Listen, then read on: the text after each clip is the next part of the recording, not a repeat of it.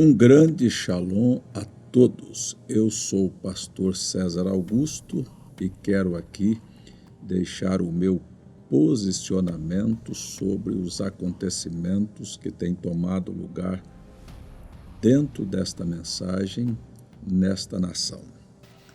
Tenho sido questionado em cada live que tenho feito sobre qual é a minha posição com relação aos escândalos que são noticiários na internet, nas mídias sociais. Qual é a minha posição sobre este assunto? Em primeiro lugar, eu quero dizer que faz 23 anos que abandonei esse sistema. Não faço parte do tabernáculo da fé. E por que não faço parte? Porque a escritura de Amós, capítulo 3, verso 3, diz: andarão dois juntos se não estiverem de pleno acordo?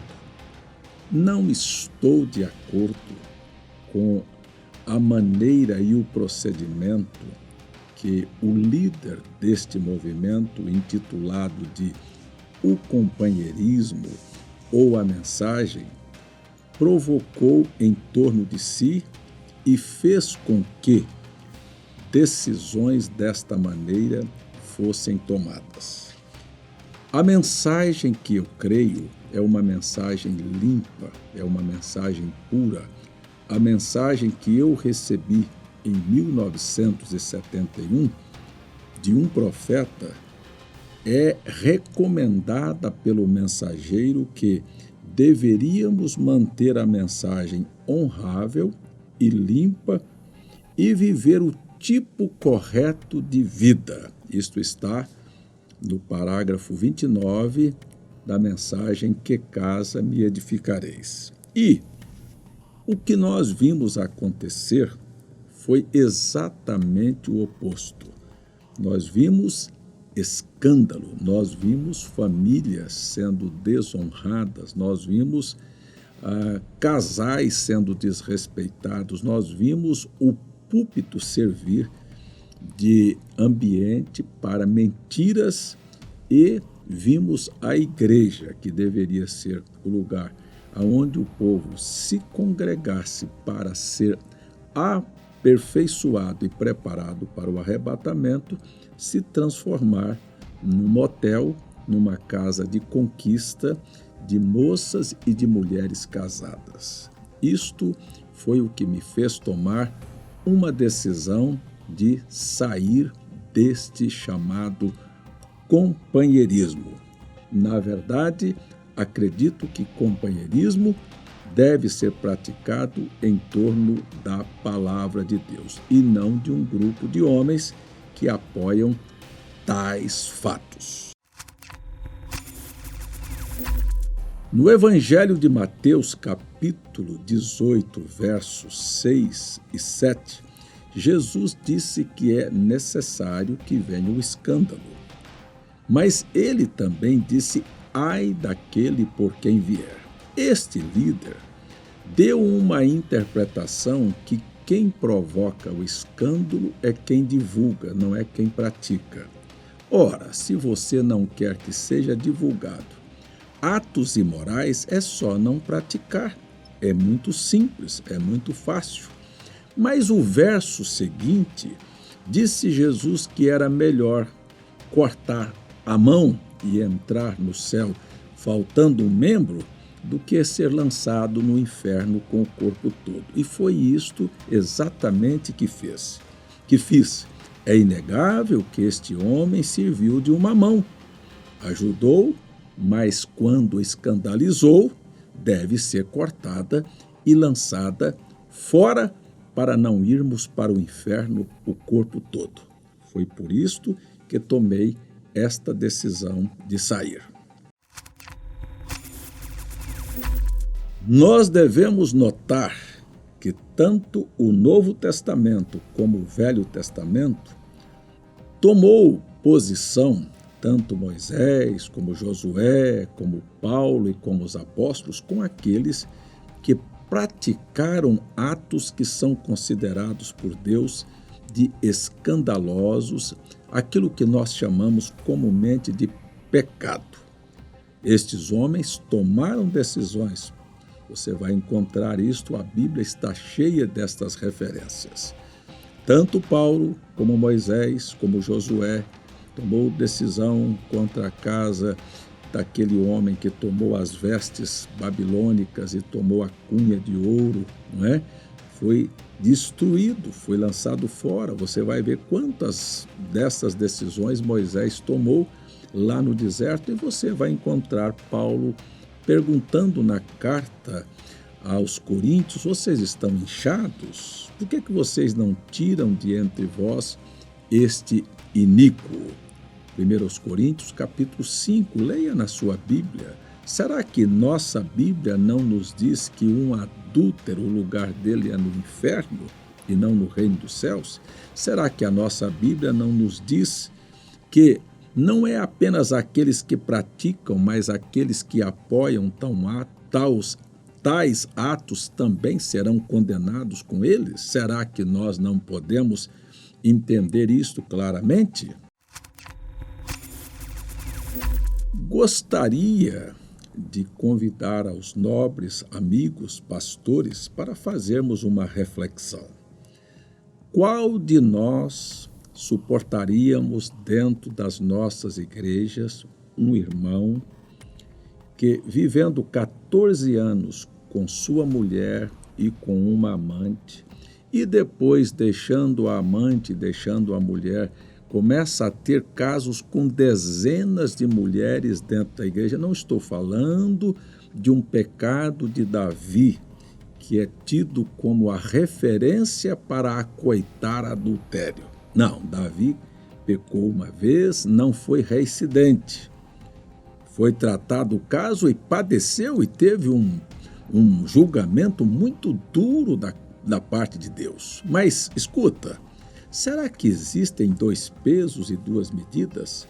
Os membros nós jamais aceitaríamos adulterando com uma, com 2, com 3, com 4, com 10, com dezenas de mulheres e centenas de vezes estes atos sendo praticados. Nós daríamos um jeito de colocar aquela pessoa para fora e dizer que lugar de imundo é lá fora, não é dentro da igreja. Mas será que pastor pode? Pastor pode adulterar, pastor pode ser um conquistador, pastor pode desonrar famílias, não é? Os membros não, libere os membros da igreja. Vocês veem o tamanho da incoerência de ver agora ministros vindo exatamente tentando agora fazer uma diferenciação. Quer saber de uma coisa? Não use mal as mensagens do profeta, dizendo: se você não pode respeitar o homem, respeite o ofício. Ora, Deus respeita o ofício de quem sabe respeitar o ofício. Deus exige respeito, mas para o sacerdote que respeita o seu próprio ofício, quando ele é o primeiro a desrespeitar o ofício e desrespeitar famílias, quer saber mesmo o que Deus fez com aqueles que desrespeitaram os seus ofícios? Leia na sua Bíblia. Será que você nunca leu o que aconteceu com os 2 filhos de Eli? Não leu o que aconteceu com o próprio Eli? Não leu você na Bíblia o que aconteceu com os 2 filhos de Arão, sacerdote? Será que você nunca leu na sua Bíblia? Como é que você pode habilitar-se como pastor para defender coisas erradas? A menos que você tenha o mesmo espírito e que a sua vida esteja tão comprometida e suja como a deste líder.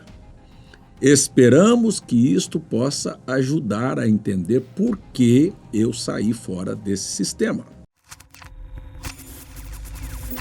O profeta William Branham teve uma experiência entre os pentecostais. Ele, vindo pela primeira vez aos pentecostais, encontrou 2 pastores, um profetizando e outro dando a interpretação. Ele estava pensando que estava entre anjos. Mas no intervalo daquela reunião, ele procurou conversar com um daqueles homens que estavam sendo usados tremendamente ali. Sabe? Ele disse: pelo dom de discernimento, entendi que era verdadeiramente um homem de Deus. Procurei me apresentar e me aproximar do segundo, e para minha decepção, uma visão me brotou diante de mim. Uma visão veio diante dos meus olhos. E aí vi que ele era casado com uma mulher e vivia com outro. Sabe qual foi a expressão do profeta? Se eu já estive diante de um hipócrita, aquele era o maior. Já imaginou os senhores que dizem acreditar em William Branham como profeta? Diante de um quadro não é de uma mulher deixar a mulher e viver com outra, mas diante de dezenas de casos, olha, dezenas de pessoas diferentes, centenas de casos de adultério. Como é que o profeta chamaria este indivíduo? De anjo, de apóstolo ou de demônio? Você faça a sua própria análise. Por quê? Porque entendo que é assim. Lúcifer foi um anjo de Deus, promoveu muitas festas e muitas reuniões maravilhosas nos céus, mas o dia que ele fracassou e que criou um plano demoníaco, você vai ver que ele se transforma de um anjo de luz a um espírito que arrasta milhões para as cadeias da escuridão. Será que nós não estamos diante do mesmo quadro de alguém que promoveu um grande avivamento e depois arrastou uma multidão para as cadeias da escuridão? Analise e faça seu julgamento. Muitas pessoas questionam, mas Deus é avesso a divisões. Olha, meu grande amigo, irmão, a unidade de Deus, o companheirismo com Deus é ter o Espírito de Deus. Deus não tem no seu Espírito nenhuma classe de sujeiras, nem adultérios, nem mentiras. Você viu quando foi apresentado na televisão a denúncia contra este homem, viu a peça teatral montada lá na igreja para dar uma satisfação ao povo?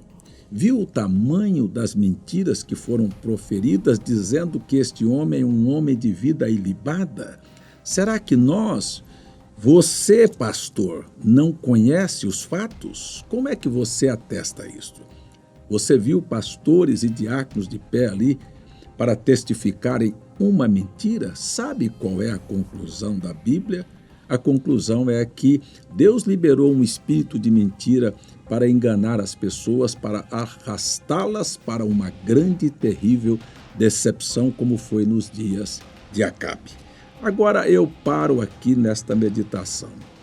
Você diz que nós devemos manter a unidade. Eu acredito que devemos manter a unidade no espírito, em torno da palavra de Deus. E acredito que quando Salomão se desvirtuou por causa de suas mulheres,